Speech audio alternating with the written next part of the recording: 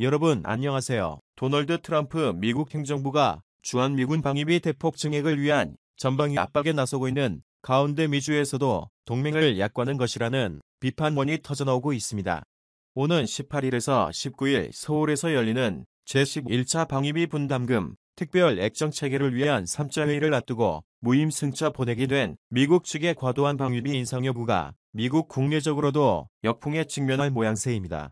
물론 미국은 한국뿐 아니라 일본 북대서양조약기구 나도 등 그 대상을 가리지 않고 방위비 공세를 벌였지만 한국을 향한 무려 증액 요구는 미국 우선주의를 전면에 내세워 동맹이 문제도 돈이 관점에서만 접근해온 트럼프식 동맹 간의 민낯을 다시 한번 보여주는 사례라는 점에서입니다.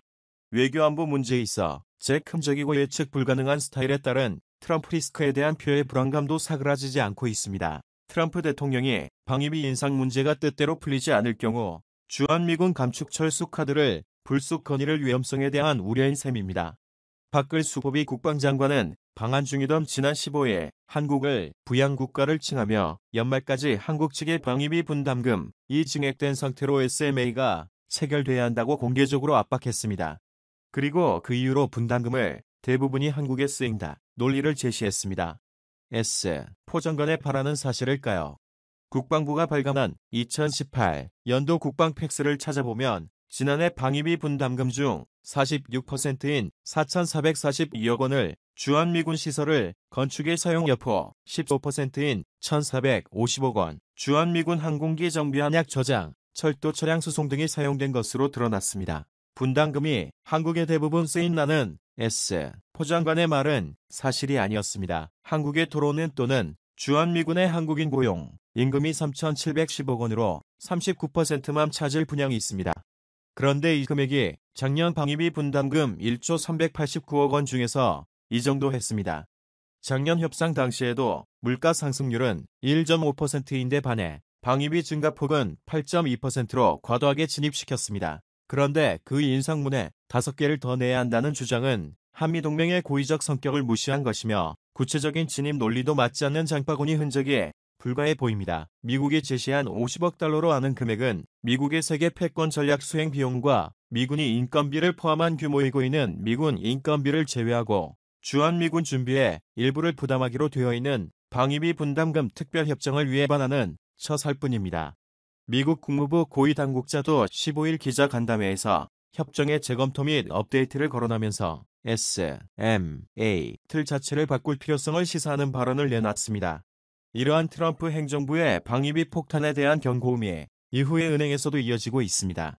의회 차원의 견제 움직임이 본격화될지도 주목되는 대목입니다. 민주당 글에 있으면 하원을 여는 이날 레스터 국방장관과 마이크 폰필리오 국무장관에게 보내는 공개 서한을 동해 한반도와 지역 전체의 평화와 안보에 토대가 내용은 한미동맹에 끼칠 역효과를 우려하면서 방위비 대폭 증액 추진에 대한 재고를 촉구하고 나섰습니다. 갱신 단위를 5년으로 보관해야 한다는 주장도 켰습니다.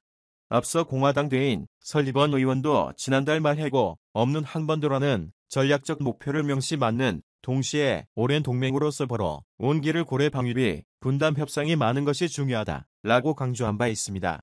이날 한미 방위비 분담 협상을 주제로 워싱턴 DC에서 열린 미 아시아 정승용 고서 주재 세미나에서 한국은 무임승차자가 아니다라면서 미국의 방위비 분담금 증액 요구는 과도하며 이를 관철한다고 해도 미국의 부정적 결과로 이어질 것이라는 미 전문가들의 비판이 이어졌습니다.